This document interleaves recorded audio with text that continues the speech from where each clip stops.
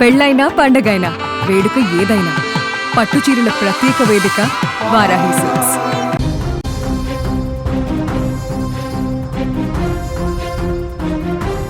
Breaking news అందుతోంది. Donald Trump కి ప్రధాని మోదీ వార్నింగ్ ఇచ్చారు. భారత్ పాక్ యుద్ధం నేనే ఆపానని చెప్పి పదే పదే చెప్పాడు ట్రంప్. అమెరికా ప్రమేయం ఏమీ లేదని చెప్పేశారు మోదీ. నేరుగా ట్రంప్ కే ఫోన్ చేసి క్లారిటీ ఇచ్చారు. ట్రంప్ తో సరిగ్గా 35 నిమిషాల పాటు ఫోన్లో సంభాషించారు. పాకిస్తాన్ కోరటం వల్లే సీజ్ ఫైర్ కి అంగీకరించాం తప్ప ఎవరి ప్రమేయం లేదు. భారత్ పాకిస్తాన్ మధ్య ఎవరి మధ్యవర్తిత్వం లేదు, ఇక ముందు కూడా ఉండదు అని చెప్పి చాలా స్పష్టంగా క్లారిటీ ఇచ్చారు. నేరుగా ట్రంప్కే ఫోన్ చేసి మరొకసారి ఇలాంటి వ్యాఖ్యలు మీరు చేయొద్దు అంటూ హెచ్చరిక పాస్ చేసినటువంటి పరిస్థితుంది. భారత్ పాకిస్తాన్ యుద్ధాన్ని నేనే ఆపాను అంటూ పదే పదే చెప్పుకుంటున్న డొనాల్డ్ ట్రంప్కి ప్రధాని మోదీ చాలా స్వీట్గా వార్నింగ్ ఇచ్చిన పరిస్థితుంది. పాకిస్తాన్తో యుద్ధాన్ని ఆపింది నేనే అని చెప్పుకోవడం సరిగా లేదు. ట్రంప్ మీకు మళ్ళీ ఒకసారి చెప్తున్నాను, భారత్ పాకిస్తాన్ మధ్య మీరు జోక్యం చేసుకోవద్దు. ఆపరేషన్ సింధూర్ సమయంలో మీరు చేసినటువంటి వ్యాఖ్యలు, మీరు పెట్టిన ట్వీట్లు ఏం బాలేదు, అసలు పద్ధతిగా లేదు, మీ తీరు మార్చుకోవాలంటూ చాలా స్వీట్గా ప్రధాని మోదీ వార్నింగ్ ఇచ్చిన పరిస్థితుంది. G7 దేశాల సదస్సుకు కెనడా వెళ్ళి ప్రధాని నేరుగా ట్రంప్తో భేటీ కావాల్సి ఉంది. కానీ ఇరాన్ యుద్ధం నేపథ్యంలో ముందుగానే ట్రంప్ వెళ్ళిపోయాడు. అక్కడి నుంచి ప్రధాని మోదీ ఫోన్ చేసి మాట్లాడారు. దాదాపు 35 నిమిషాల పాటు చర్చించారు. పదే పదే యుద్ధాన్ని నేనే ఆపానని చెప్పడం సరికాదంటూ అన్నారు. ఇదే విషయానికి సంబంధించి కొంత లోతుగా మనం ఈ ఫోన్ కాన్వర్జేషన్ని డిస్కస్ చేసే ప్రయత్నం చేద్దాం. న్యూస్ రూమ్ నుంచి లైవ్లో ఎడిటర్ తిరుమల్ జాయిన్ అయ్యారు, మాట్లాడదాం. తిరుమల్, ఈ ఫోన్ కాన్వర్జేషన్ ఏ విధంగా చూడాలి? 35 నిమిషాల పాటు ప్రధాని మోదీ ట్రంప్ మధ్య ఈ సంభాషణ సాగింది. ముఖ్యంగా భారత్ పాకిస్తాన్ ఆపరేషన్ సింధూర్ సమయంలో జరిగిన దానికి చాలా గట్టిగానే మాట్లాడినట్టుగా తెలుస్తోంది. ఒక స్వీట్ వార్నింగ్ ఇచ్చినటువంటి సమాచారం మనకు వస్తుంది. దీన్ని ఎట్లా అర్థం? అంటే మొత్తానికి భారత్ పాకిస్తాన్ యుద్ధం తర్వాత ఏదైతే ఆపరేషన్ సింధూర్ ఉందో, ఆపరేషన్ సింధూర్ తర్వాత భారత్ పాకిస్తాన్ మధ్య తలెత్తిన ఉద్రిక్తతల నేపథ్యంలో అమెరికా మేమే ఆపాం యుద్ధాన్ని అని ట్రంప్ పదే పదే చెప్పుకోవడం పట్ల మొత్తం భారతదేశంలో రాజకీయ వ్యవస్థ ఒకసారిగా కుదేలైనట్టుగా అయిపోయింది. ముఖ్యంగా చెప్పాలంటే భారత పౌరుల్లో కూడా కాస్త నిరాశ నిస్పృహ పెరిగింది. అంటే ప్రధాని మోదీ ట్రంప్ చెప్పిన మాటలు విన్నారా అనే చర్చ ఒకటి జనంలో కూడా లోతుగా వెళ్ళింది.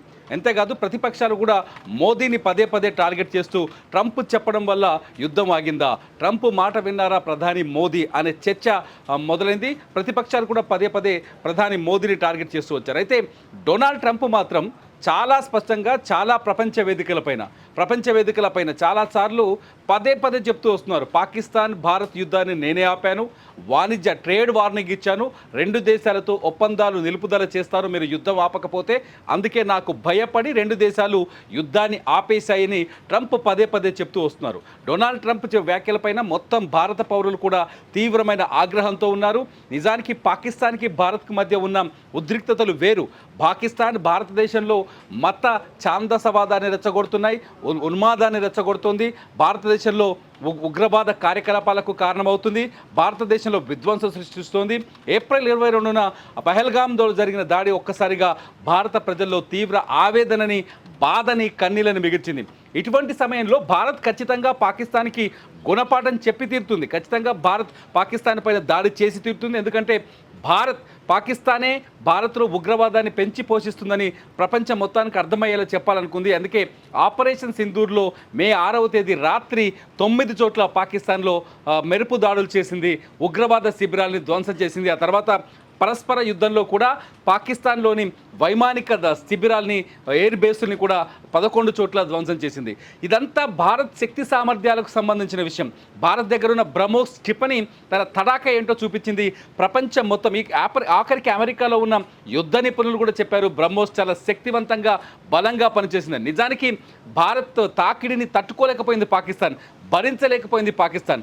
భారత్ ఇచ్చిన సాంక్షన్స్ అంటే సింధు జలాల ఒప్పందం రద్దు చేసుకోవడం కావచ్చు, ఇండియా పాకిస్తాన్ మధ్య వీసాలు రద్దు చేయడంతో పాటు పాకిస్తాన్కి సంబంధించిన రాయబార కార్యాలయంలో ఉద్యోగుల్ని తగ్గించడంతో పాటు భారత గగనస్థలంలోకి పాకిస్తాన్ విమానాల రాకపోకల్ని, చాలా అనేక ఆంక్షల్ని, వ్యాపార లావాదేవీలతో సహా మొత్తం సంబంధాలన్నీ పూర్తిగా తెగిపోయాయి. ఇటువంటి పరిస్థితుల్లో ట్రంప్ నేను ఆపాను యుద్ధాన్ని, నేనే ఆపాను అడక్కపోయినా చెప్తున్నాడు ట్రంప్.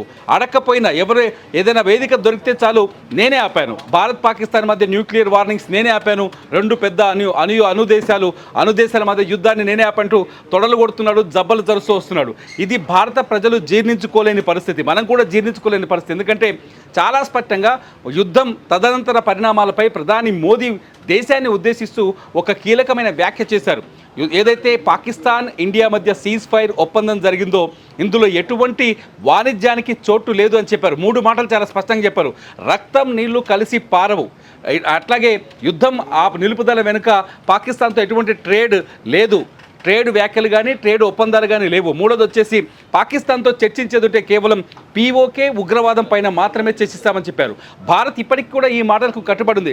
ట్రంప్ ఏం చేస్తున్నాడు, నేను కశ్మీర్ అంశాన్ని పరిశీలిసి మధ్యవర్తిత్వం వహిస్తా, నేను పాకిస్తాన్తో మాట్లాడతా, నేను పాకిస్తాన్ని బెదిరించాను, ఇటు ఇండియాని బెదిరించాను అని పదే పదే నిన్నటి వరకు ఇటు ప్రధాని మోదీ కూడా ట్రంప్ వ్యాఖ్యలపైన నిన్నటి వరకు స్పందించకపోవడం, ఆ ట్రంప్ వ్యాఖ్యల్ని ఖండించకపోవడం విదేశాంగ శాఖ ఖండిస్తూ వస్తుంది, భారత విదేశాంగ శాఖ ప్రభుత్వం ఖండిస్తూ వస్తుంది. కానీ ప్రధాని మోదీ స్వయంగా ఖండించకపోవడం ఇదంతా ఒక రాజకీయ చర్చకు కారణమైంది. ఇదన్నింటికీ పుల్ స్టాప్ పెడుతూ ఇవాళ G7 సదస్సు కోసం కెనడా వెళ్ళిన ప్రధాని మోదీ అక్కడ ట్రంప్తో నేరుగా ఈ అంశాలపైన మాట్లాడాలని నిర్ణయించుకున్నారు.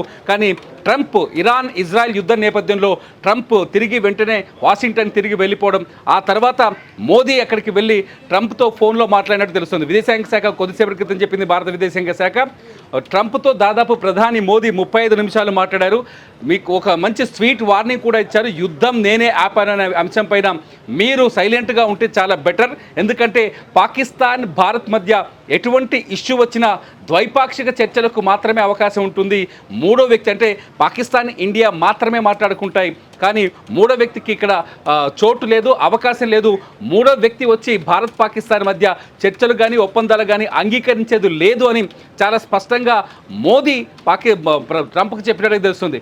మోదీ చెప్పిన తర్వాత అయినా ట్రంప్ నోరు మూసుకొని ఉంటాడా లేదా అనేది ఇప్పుడు అతిపెద్ద ప్రశ్న ఇక్కడ. ఎందుకంటే ట్రంప్ గురించి చాలా స్పష్టంగా తెలుసు. అతను మొదటి విడతలో కావచ్చు, రెండో దఫలో కావచ్చు, ప్రతి చోట ఈ యుద్ధాన్ని నేనే ఆపాను, గాజాతో యుద్ధాన్ని నేనే ఆపాను, నేను వీళ్ళ మధ్య యుద్ధాన్ని నేనే ఆపాను, నేను లేకపోతే ఇప్పటికే రష్యా విషయంలో కూడా ఇటువంటి మాటలే మాట్లాడాడు ట్రంప్ కొద్ది రోజుల క్రితం. రష్యా విషయంలో కూడా నేను ఉన్నాను కాబట్టి, నేను అడ్డుకున్నాను కాబట్టి పుతిన్ బతికున్నాడు, లేకపోతే ఇప్పటికి చచ్చిపోయేవాడని చెప్పాడు. అంటే పుతిన్ పైన దాడి జరిగేదని చెప్తున్నాడు. అంటే ఉక్రెయిన్ పుతిన్ని చంపేసేదని చెప్పేసేవాడు. అంటే నిజంగా చెప్పాలంటే కొన్ని చోట్ల పిట్టల ద్వారా అంటారు కదా, అటువంటి వ్యాఖ్యలు ఎక్కువగా చేస్తున్నాడు డొనాల్డ్ ట్రంప్. భారత్ పాకిస్తాన్ విషయంలో కూడా అదే చేశాడు, పదే నేనే ఆపాను. నిజంగా మీరు అన్నట్టు డొనాల్డ్ ట్రంప్ వ్యవహార శైలి ఎవరికి కూడా దొరకని విధంగా ఉంటుంది. నేను ఎవరి మాట వినను, అందరూ నా మాట వినాల్సిందే, ఇలాంటి బాడీ లాంగ్వేజ్ కలిగి ఉంటాడు డొనాల్డ్ ట్రంప్. ఇప్పుడు మోదీ స్వీట్గా వార్నింగ్ ఇచ్చినా 35 నిమిషాల పాటు ఆయనకి చెప్పే ప్రయత్నం చేసినా వినడా అనేది ఒక క్లారిటీ అయితే మనకు కూడా ఉంది. అయితే పాకిస్తాన్ ఆర్మీ చీఫ్ ఆసిమ్ మునీర్ ట్రంప్తో భేటీ అవుతున్నాడు. అది కూడా ఒక ప్రైవేటు లంచ్ మీట్ ఉంది. దీన్ని ఏ విధంగా చూస్తారు? ఇలాంటి కీలకమైన సందర్భంలో ఈ భేటీని ఎట్లా చూడాల్సిన అవసరం ఉంది? వలి ఇక్కడ ఒక విషయాన్ని గుర్తుపెట్టుకోవాలి. అమెరికా అన్ని దేశాలని తమ చెప్పు చేతుల్లో పెట్టుకోవాలి అనే ఆలోచనతో ఉంటుంది ఎప్పుడైనా. అమెరికా నిర్ణయాలు ఎప్పుడు అలాగే ఉంటాయి. ఇండియా పాకిస్తాన్ విషయంలో కూడా కిర్నా పర్వతాలపైన బ్రహ్మోస్ క్షిపణి దాడి చేసింది. కిర్నా పర్వతాల్లో దాగున్న పాకిస్తాన్ సంబంధించిన అణుబాంబులు ధ్వంసమయ్యాయి. అక్కడ రేడియేషన్ వస్తుంటే కిర్నా పర్వతాల సమీపంలో ఉన్న గ్రామాలని పాకిస్తాన్ ప్రభుత్వం ఖాళీ చేయిస్తుందనే చర్చ జరిగింది. ఈ తరుణంలో డొనాల్డ్ ట్రంప్ అమెరికాకు సంబంధించిన ఒక వైమానిక విమానం కూడా, కీలకమైన విమానం కూడా కిర్నా పర్వతాన్ని సందర్శించి వెళ్ళింది. అక్కడ రేడియేషన్కి సంబంధించిన వివరాలు సేకరించిన చర్చ జరుగుతుంది. పాకిస్తాన్తో అమెరికా ఖచ్చితంగా దొంగ దోస్తీ చేస్తూనే ఉంది. ఎందుకంటే చైనాని కంట్రోల్ చేయడం కోసమో, లేకపోతే ఇస్లామిక్ దేశాలని కంట్రోల్ చేయడం కోసం. అసలు నిజానికి మునీని పిలవడానికి అసలు కారణం ఏమనుకుంటున్నారంటే భారత్ పాకిస్తాన్ మధ్య ఉన్న ఉద్రిక్తతల నేపథ్యంలో మునీర్ని కంట్రోల్ చేయడమో, లేకపోతే భారత్కి వ్యతిరేకంగా చర్యలు తీసుకోవడమో, ఏదో మొత్తానికి ఒక డ్రామా నడిపిస్తున్నాడు ట్రంప్ అనుకుంటున్నారు. కానీ అసలు విషయం వేరేలా ఉంది. ఇరాన్ పైన ఇజ్రాయెల్ దాడి చేస్తుందనే విషయం డొనాల్డ్ ట్రంప్కు చాలా స్పష్టంగా తెలుసు. ఇరాన్ అణు బాంబుల తయారీకి వెనకాడట్లేదు. ఖచ్చితంగా ఇజ్రాయెల్ అనుకున్న సమయానికి దాడి చేయబోతుందని ట్రంప్కు తెలుసు.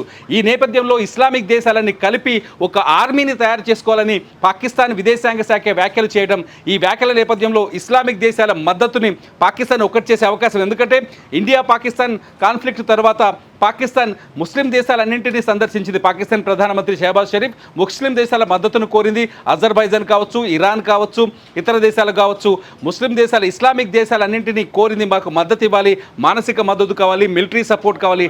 టర్కీ లాంటి దేశం బహిరంగంగా మద్దతు ఇవ్వడం, చైనా బహిరంగంగా మద్దతు ఇస్తున్న తరుణంలో ఖచ్చితంగా పాకిస్తాన్ని తమ గుప్పెట్లో పెట్టుకుంటే ఈ సైనిక ఏదైతే ఇస్లామిక్ ఆర్మీ ఏర్పాటుని అడ్డుకోవచ్చు అనేది ట్రంప్ ఆలోచనగా తెలుస్తుంది. ఈ నేపథ్యంలోనే మునీర్ని ఇవాళ మధ్యాహ్నమే, అంటే అమెరికా సమయం ప్రకారం మధ్యాహ్నం 1 గంటకి డొనాల్డ్ ట్రంప్, మునీర్ ఇద్దరు వాషింగ్టన్లోని వైట్ హౌస్లో సీక్రెట్ లంచ్ చేయబోతున్నారు. ఈ లంచ్లో కేవలం మునీర్, ట్రంప్ మాత్రమే ఉంటారు. అట్లాగే అమెరికా విదేశాంగ శాఖ, అట్లాగే భద్రతా శాఖ సంబంధించిన ప్రతినిధులు ఉంటారు.